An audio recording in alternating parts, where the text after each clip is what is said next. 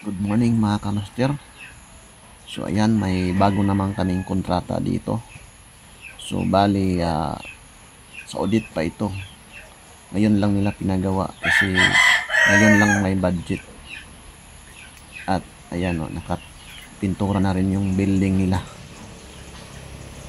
So ayan, bali yung kontrata namin dito is 7 units na split type cleaning.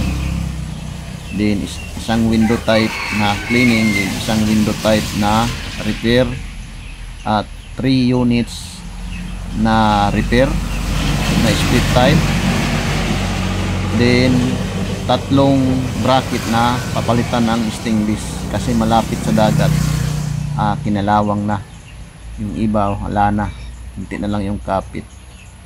So ayan, pagkatapos namin mag-install, dismantle and relocation, so nagkarga na tayo ng preyon kasi may leak yan.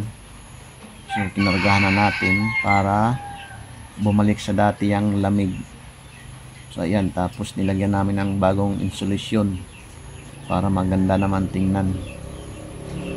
So after yan, pagkatapos namin, so ayan na yung kalabasan. So tapos na. So paano malalaman na good na yung ginawa natin?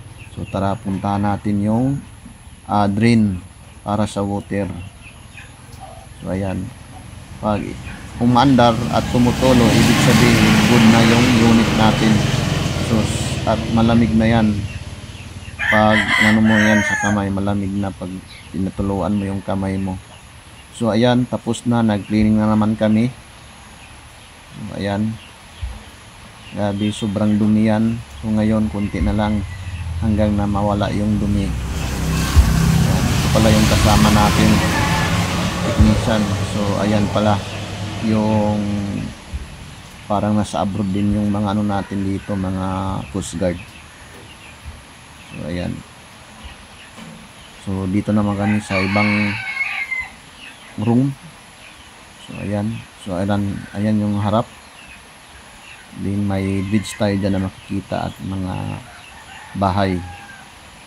So ayan, sa paglilinis kailangan yung blower pan, hawakan mo yung isa para hindi magtuloy-tuloy yung DC niya na voltage.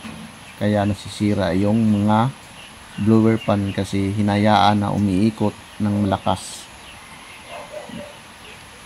So ayan ang ginawa namin pag nag-cleaning. So inano namin yung blower pan, pinipigilan para hindi masira kasi mahal pa naman yan. Ayan, malapit dito sa mangroves yung opisina ng Coast Guard. So ayan, tapos na. Dito na naman kami sa ibang room, nag-cleaning naman. Ayan sobrang dumi ng cover.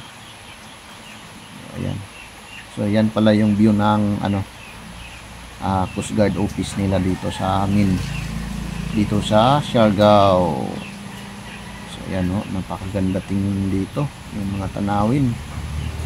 Ayan, grabe.